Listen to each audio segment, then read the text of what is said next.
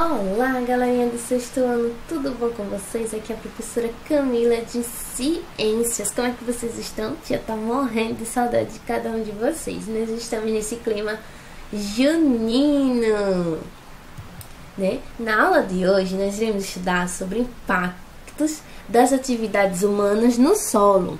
Então, quem não tem um livro, vai pegar o caderno, caneta, lápis e borracha, tá certo? E quem tem um livro, vai pegar o livro, o módulo 2, na página 228, certo? Então, vocês pausam o vídeo, pega o caderno, lápis, caneta, borracha, pega o livro também, pega marca-texto e vamos lá, certo? Então, na aula de hoje nós iremos estar estudando sobre os impactos das atividades humanas no solo. Pegaram o livro de vocês? O caderno? Muito bem, vamos lá. Então, no livro de vocês, na página 228, ele traz de cara essa manchete. Então, vamos lá acompanhar essa manchete aqui. Após 2 anos, impacto ambiental do desastre em Mariana ainda não é totalmente conhecido. Então, turma, só para lembrar, o desastre de Mariana aconteceu em 2015, tá? Essa reportagem foi de 2017, certo? Por isso que ele fala após 2 anos. Desastre de Mariana. Vamos lá. Em 5 de novembro de 2015, 34 milhões de metros cúbicos de rejeito de minério de ferro jorraram do complexo de mineração e percorreram 55 quilômetros do rio Gualacho do Norte e outros 22 quilômetros do Rio do Carmo até desaguarem no Rio Doce. No total, a lama percorreu 663 quilômetros até encontrar o mar, no município de Regência, Espírito Santo. Aqui está a imagem, traz essa imagem impactante, né, turma?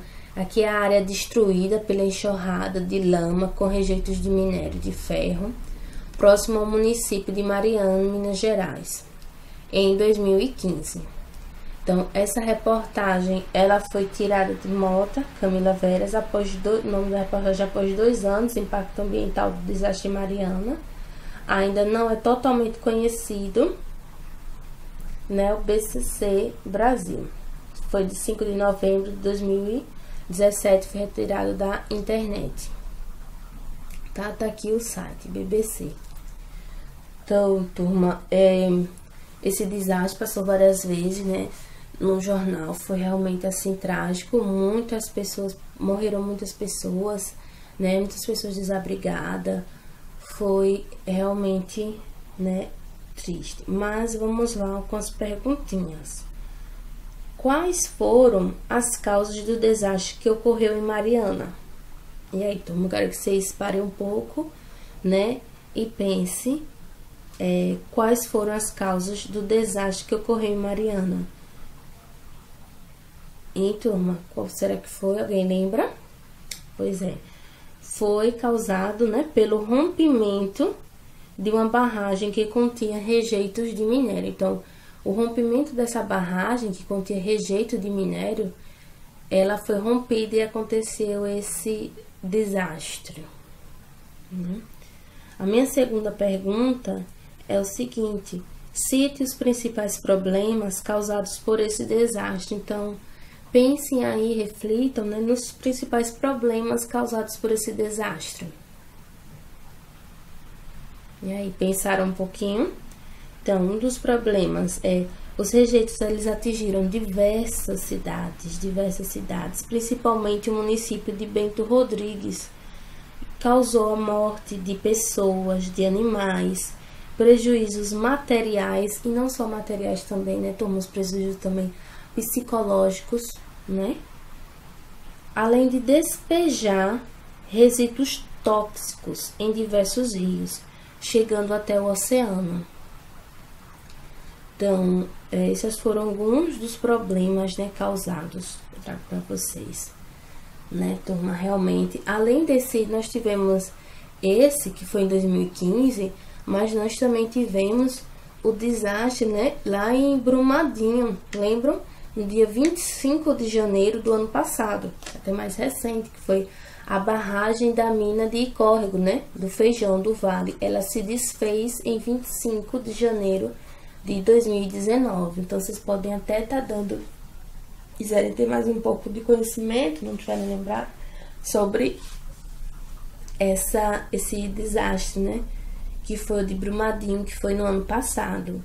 E, né, nesse ano ainda não foi recuperado, né, ainda tem requisitos o pessoal ainda sofre psicologicamente, né, materialmente, e ainda também temos os rios também que foram afetados também, né, nesse deslizamento que teve, né, da barragem da mina do Córrego do Feijão, em Brumadinho, em 25 de janeiro de 2019.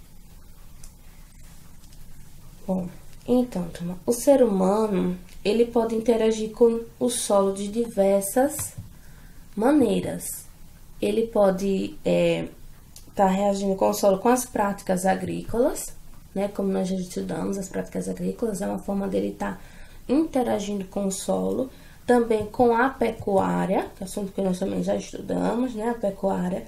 Ele também pode estar interagindo através da extração de minérios.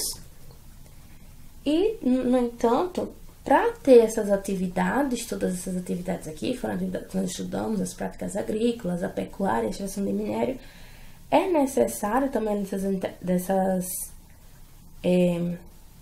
atividades, dessas práticas de interação, nós temos também interação que se dá por meio de quê? De construção de estradas e de cidades, né? Para nós termos essas atividades, nós também precisamos fazer o que? A construção de cidades e estradas. E aí, vocês acham que afeta ou não o solo na construção de estradas e de cidades? Afeta, né, turma?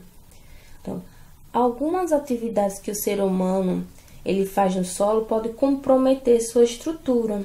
Então, vai comprometer na estrutura de que forma? Ele diminui a quantidade de nutrientes, altera suas características como porosidade e a permeabilidade, certo? Esse processo de degradação, ele vai prejudicar o desenvolvimento dos vegetais e a sobrevivência de outros seres vivos que também dependem do meu solo, certo? Então, essas atividades que os seres humanos fazem, ele compromete a estrutura do solo. Compromete de que forma, professora? Ele diminui a quantidade de nutrientes e altera suas características. Quais características? Como porosidade e permeabilidade. Porosidade e permeabilidade do solo nós estudamos na aula presencial. Fizemos até um experimento, lembra? Com a argila e a areia? Então, e esse processo de degradação, ele vai prejudicar o desenvolvimento dos vegetais. E tudo que prejudica o desenvolvimento dos vegetais, o que acontece? Interfere na sobrevivência de outros seres vivos, que dependem também do solo. Ok? Então, nessa capítulo agora, nós estamos estudando sobre os impactos das atividades humanas no solo, nós iremos estudar também alguns prejuízos do solo provocados pelas atividades humanas. E, na aula de hoje, nós iremos estar vendo os prejuízos, será a erosão. E aí, mais uma vez, eu faço a seguinte perguntinha para vocês. Vocês já viram algum solo desse jeito?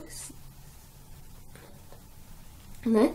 Então, para vocês pensarem, vocês já viram algum solo assim, dessa forma, né? E, caso não tenham visto olhando para essa figura, o que você acha que causou isso no solo? Pois é, turma, percebam que parte do solo, ela foi removida, né? Ó, tá vendo, ó? Aqui estaria o solo, fechando toda a estrada, mas ela foi o quê? Removida. E essa situação, ela é conhecida por erosão, certo? São fenômenos naturais, né? Alguns fenômenos naturais que causou, vocês podem pensar quando perguntam o que será que causou isso? São alguns fenômenos naturais, como a chuva, né? Pode ter causado, o vento também, certo? E isso está relacionado ao processo de erosão, certo? Onde parte do meu solo ele foi removido. Ó, mas o que seria a erosão? Vamos lá. A erosão é um processo, então peguei um caderno de vocês, quem não tem um caderno vai grifando, tá? A erosão é um processo causado principalmente pela chuva e pelo vento, em que partículas do solo são arrastadas de um local para outro, muitas vezes formando sulcos, chamados de vossorocas. Esse processo ocorre naturalmente de forma lenta. Então, naturalmente ocorre esse processo, que está relacionado ao que, turma? A chuva e ao vento, né? Que são fenômenos naturais, nós não iremos controlar a chuva e o vento. Porém, o que é que acontece? Ele pode acontecer de forma mais intensa, que é o ser humano devido ao quê? A ações do ser humano. Então, acontece esse efeito de erosão de forma mais intensa e rápida. E, consequentemente, vai estar prejudicando o solo. Tudo isso por conta do processo do ser humano, né? A intensificação, turma, da erosão, ela pode provocar a perda de solo produtivo e também o assoreamento de rios. Tá aqui uma imagem, né, representando o assoreamento do rio. Então, a intensificação da erosão pode provocar perda de solo produtivo e também assoreamento de rios. Então, além dela provocar a perda do solo, meu solo ele fica improdutivo, né? Ele fica menos produtivo, ela também vai provocar o assoreamento de rios, que é isso aqui, tá vendo o rio, ó? Como ele tá. Então, eu trago para vocês também um esqueminha mostrando que seria esse assoreamento, ó. Com a chuva e o vento também, na erosão, ó, quando chove, a água leva a terra para dentro dos rios e ele começa a ficar soterrado, tá vendo, ó? Toda essa terra que tá aqui, ó, ela vai e cai para dentro do rio. Isso é o que chamamos de assoreamento. E além dele mostrar, nesse esqueminha, ele mostra o assoreamento, mas ele também vem e mostra a solução. Diz que as matas ciliares podem salvar os rios desse assoreamento. Por isso também é tão importante a vegetação próxima aos rios, né? Vocês sabem, já ouviram falar que próximo aos rios sempre tem que ter a vegetação, porque as raízes mantêm a terra firme. E a vegetação é o que vai filtrar a água da chuva, evitando o que? O meu assoreamento. Tranquilo? Vamos lá, né? A chuva, ela é um agente natural que mais influencia no processo de erosão, pois ela vai provocar a desagregação das partículas do solo e a enxurrada formada transforma as partículas do solo de um local para outro, transporta as partículas do solo de um local para outro. A minha erosão, causada pela chuva, ela é chamada de erosão pluvial. Aqui eu trago esse esquema, certo? Para estar mostrando para vocês como é que acontece mais ou menos a erosão, processo da minha erosão pluvial, que é a erosão relacionada da chuva. Então, toda vez que a gente estiver falando de erosão relacionada com a chuva, provocada principalmente pela chuva, que mais influencia, nós chamamos de erosão pluvial. Então, vamos lá para o nosso esquema, nessa figura, né? É fase do processo de erosão.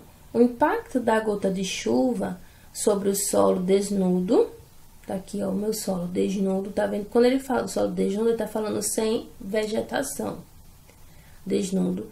Causa fragmentação, fragmentação é divisão e formação de pequenas partículas. Tá aqui na minha imagem bem, então, chove, tá vendo aqui o meu solo, ele tá desnudo, sem vegetação. Quando eu falo desnudo, eu tô falando sem vegetação. A água da chuva cai, o que que acontece? Vai fragmentar e formar pequenas partículas. Tá vendo? A água da chuva caiu, o que foi que aconteceu? Fragmentou, ou seja, dividiu em pequenas partículas. Formando o quê? Pequenas partículas.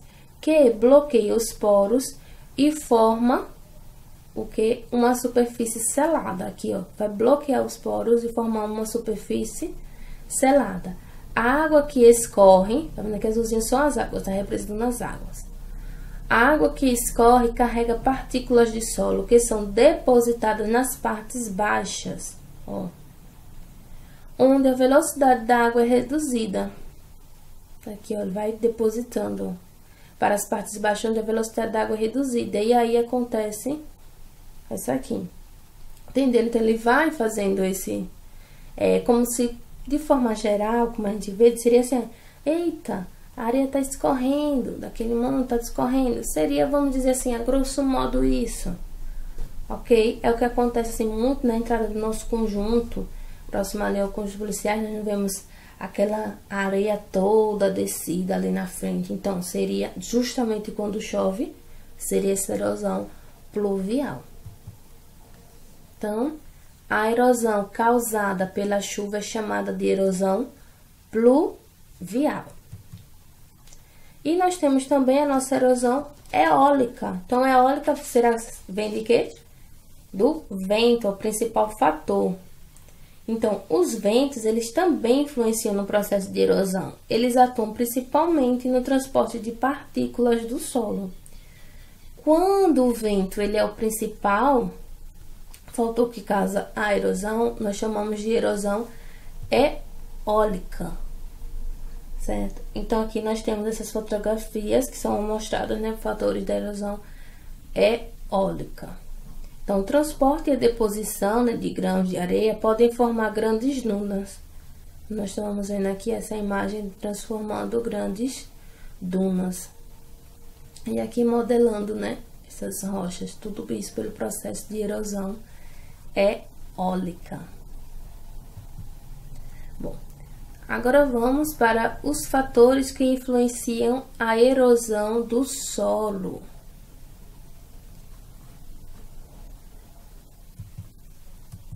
Vamos lá. Características, então vamos lá para os fatores que influenciam a erosão do solo. Características do solo, como textura, permeabilidade. Então, os solos que apresentam maior quantidade de partículas de areia são mais desagregados e acaba facilitando o que? A minha erosão. Certo? É uma outra característica, outro fator. Quanto mais rápida for a drenagem de água no solo, menor é a erosão. Então, quanto mais rápida acontece a minha drenagem, menor a erosão. Por isso que é importante a vegetação. Lembra que eu falei no slide anterior, nos anteriores, que a vegetação ela ajuda nessa drenagem da água da chuva. Então, quanto mais rápida for a drenagem da água do solo, menor vai ser a minha erosão. Aí, outro fator que influi a erosão é o que? O relevo. E aí, continuando dando continuidade nessa parte de erosão, eu trago essa imagem aqui para vocês. Estão vendo uma estrada, né? Uma encosta com vegetação. Aqui é uma encosta com vegetação. E aí, turma, eu digo para vocês assim, que a vegetação, ela é um dos principais fatores que protege o solo, pois ela diminui o impacto das águas da chuva e ela vai auxiliar o quê? Na drenagem e melhora a sua estruturação, né? A sua estruturação. E aí eu faço a seguinte perguntinha para vocês. O que você acha que poderia acontecer à encosta dessa fotografia que tá minha encosta? A encosta dessa fotografia, se não houvesse a cobertura vegetal. O que vocês acham que aconteceria aqui com essa encosta se não houvesse essa vegetação? Pensem um pouquinho, de acordo com o que nós vimos até agora. E aí, turma, pensaram? Então, o que é que pode acontecer? Poderia acontecer intensificação da erosão nessa encosta, por causa da falta de cobertura vegetal. Então, se não tivesse essa vegetação, então ia acontecer de forma mais intensificada a minha erosão nessa parte da encosta. Isso ia provocar o quê? O arraste de partículas de solo pela enxurrada da chuva, formando vossorocas, e poderia estar acontecendo o deslizamento do solo, tá? Se não tivesse essa vegetação. Tranquilo, turma? Então, bem... Vamos lá. Compactação do solo. Então, Quando o solo perde sua porosidade, ele vai reter menos água e ele vai armazenar menos gás oxigênio e realiza menos trocas gasosas, e o que prejudica o crescimento das raízes e das plantas. Essa diminuição da porosidade nós chamamos de compactação do solo. Então, turma, a diminuição da porosidade é chamada de quê? De compactação do solo.